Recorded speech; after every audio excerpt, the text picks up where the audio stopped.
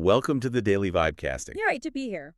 All right, today we are doing a really quick, sharp roundup. We're hitting the biggest buzz from X, giving you the context you need. Yep, no overwhelm, just the essentials. Think of it like your express lane to get the pulse of the day. Exactly. And we've got quite a mix. Tech, AI, global stuff, market trends. All picked to give you some solid insights, maybe a few surprises. Let's jump in. Okay, first up, tech and AI. This one's from @Elon Musk.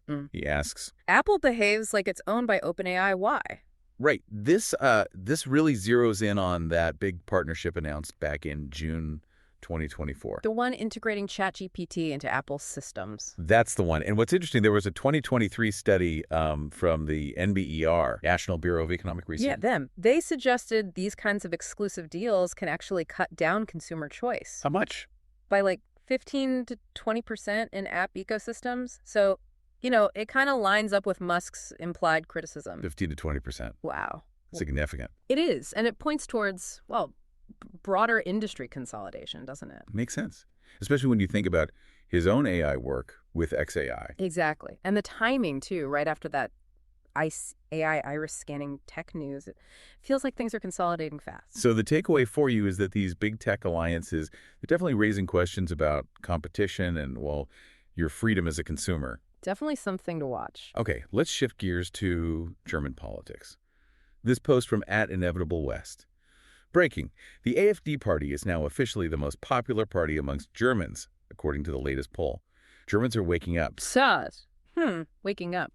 That's quite the statement. This does tie into a poll from April 2025, which was, pretty surprising. What did it show? It had the AfD, that's the alternative for Germany, briefly edging out the main CDU-CSU bloc. Really? By how much? It was close, like 25% for AfD versus 24% for CDU-CSU. And a lot of this seems driven by, economic worries and immigration concerns. Other deeper things going on.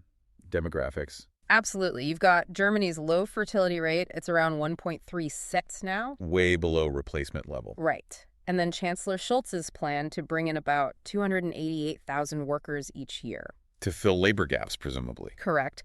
But studies, like from the Journal of Population Economics, suggest something interesting. Gross. When you have native population decline plus migration hitting over, say, 1 to 2% a year. Which Germany did cross in 2024, right? Yes, they crossed that threshold. Yeah. The studies suggest it can kind of accelerate political extremism, not cause an effect directly, but it creates fertile ground. So what this means is these political shifts often reflect these really deep societal and demographic pressures. Germany's a key example for you right now. A complex picture, for sure. Moving over to the U.S. economy. Inflation update from @WatcherGuru. Breaking. U.S. inflation remains at 2.7%. Okay, so 2.7%. That's the official number from the U.S. Labor Department. Seems stable. Well, yeah, but the interesting part is the reaction to it. You often see mentions, sometimes jokingly, of Fed Chair Jerome Powell. Because of the whole transitory thing back in 2021. Exactly. He went from transitory to calling inflation a severe threat by 2022 when CPI hit, 6.8%? Right, that pivot.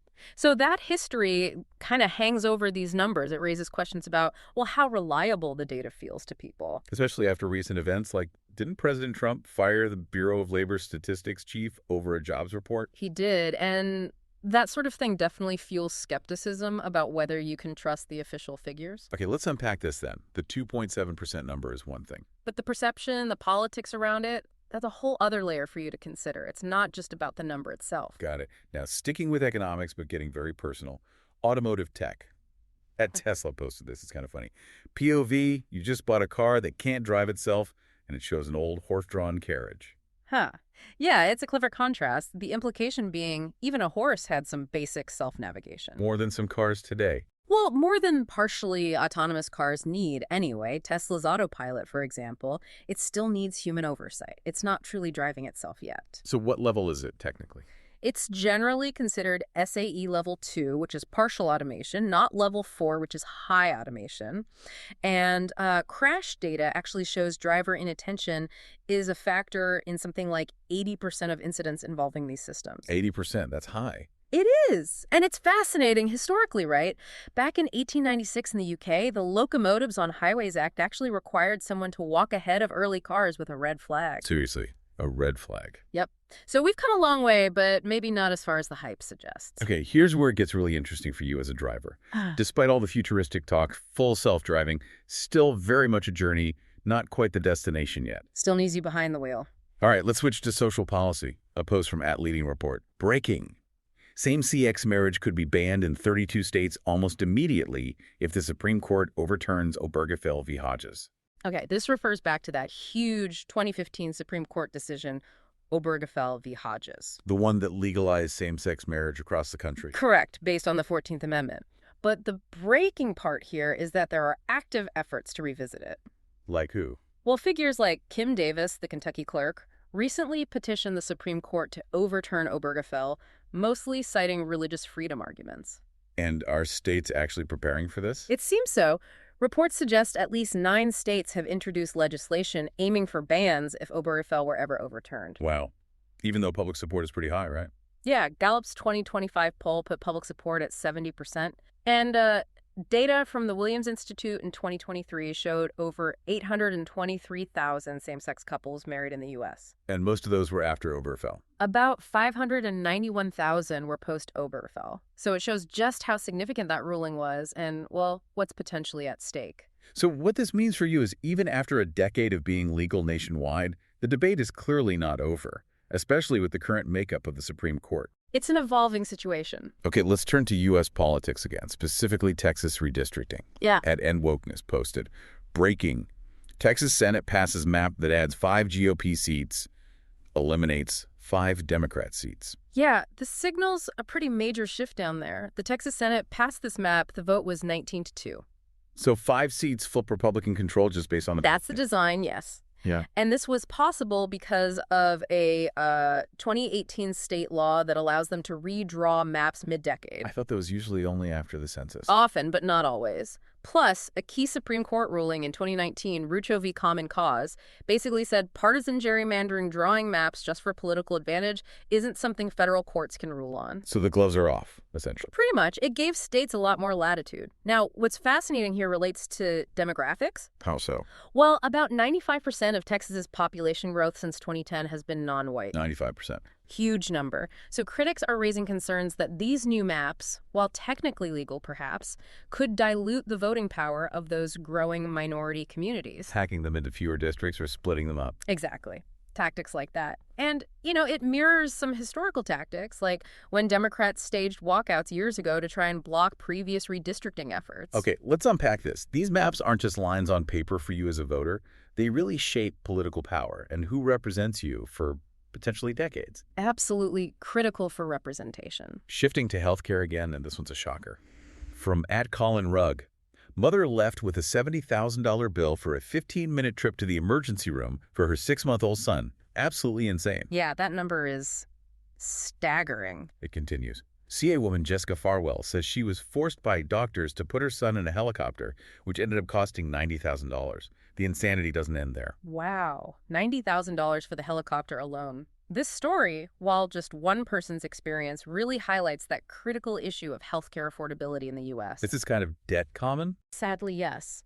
A 2024 JMA study found medical debt affects over 100 million Americans. That's huge. 100 million. And there are interesting layers to this. A 2023 Kaiser Family Foundation report noted something about emergency care costs. What was that? It pointed out that sometimes undocumented immigrants might receive emergency care without facing these kinds of massive bills afterwards due to certain federal and state policies. It highlights a sort of disparity in how the cost burden falls. Interesting point. What drives these sky-high costs, especially for things like that helicopter? Well, ProPublica did an investigation in 2025.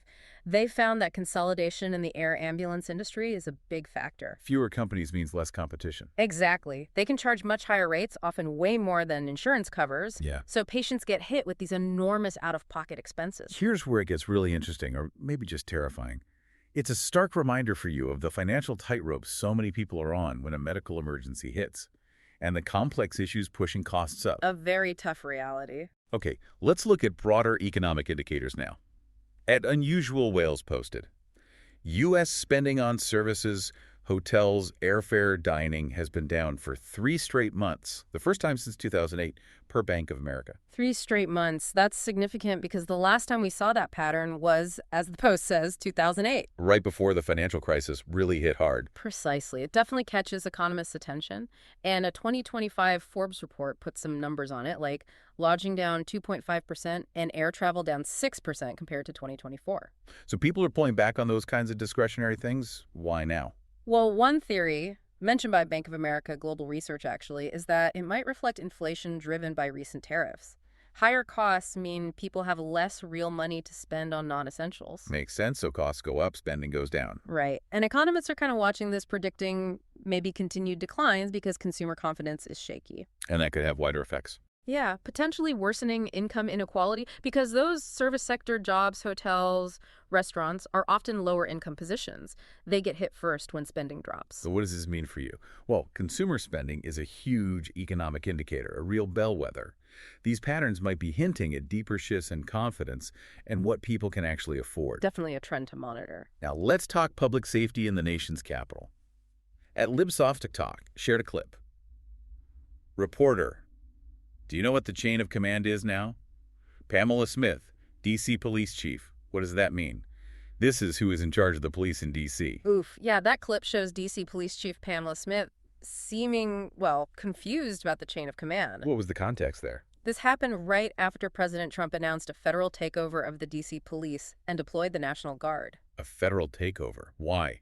Weren't crime rates actually down? They were, reportedly, at a 30-year low, which made the move surprising to many. Mayor Muriel Bowser then had to clarify the new structure. And what is the new structure? It now includes oversight from Attorney General Pam Bondi. This immediately sparked concerns, about eroding D.C.'s local control. Right, the push for D.C. statehood and autonomy is a long-running thing. Exactly. And it also brought up questions about Chief Smith's background.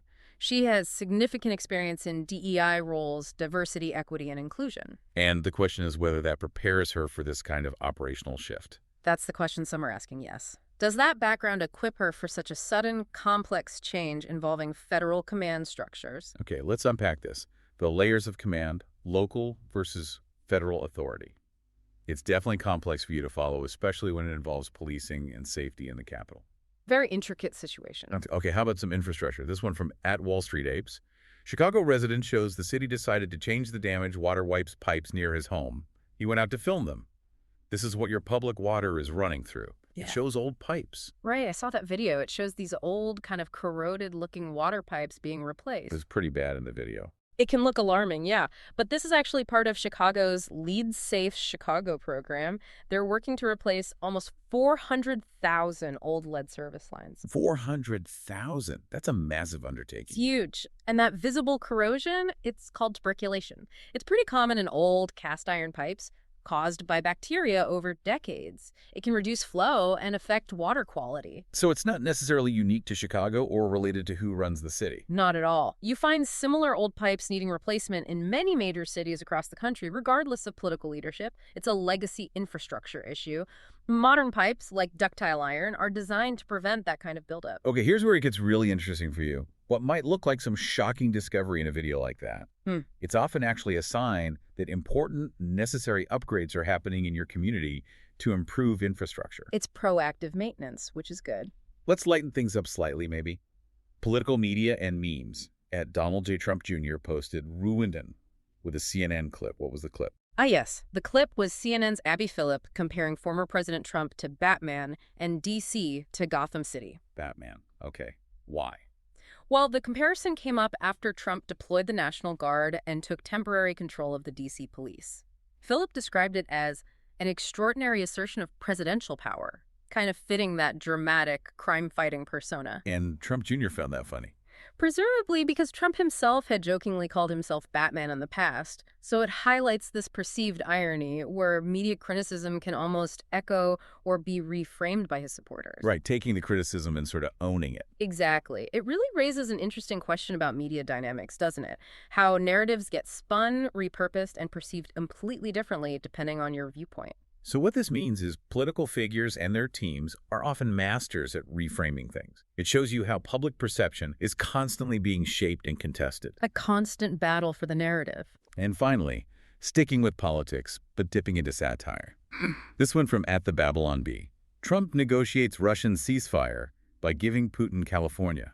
Right. The Babylon Bee key thing to remember is they are a satirical site. Pure satire, got it. Yeah, but posts like this are interesting because they often tap into or maybe amplify public skepticism about real political deals. It's like commentary through humor. Could people actually get news from satire sites? Surprisingly often. A 2023 study from the Journal of Communication found something like 68% of Americans see political satire as a key source for understanding or reacting to news. 68%. Wow. Okay, so what's the real-world event this satire is riffing on? Well, the timing is uncanny. Just recently, BBC reported, this was August 12th, 2025, that Trump and Putin are actually scheduled to meet. For real. When and where? August 15th in Alaska, apparently, to discuss the Ukraine war, which is a pretty surprising development in itself. Okay, so the satire is playing on a real, unexpected diplomatic move. Exactly. It exaggerates it to a ridiculous degree, obviously, but it taps into that sense of, wow, anything could happen in these high-stakes talks. Okay, let's unpack this.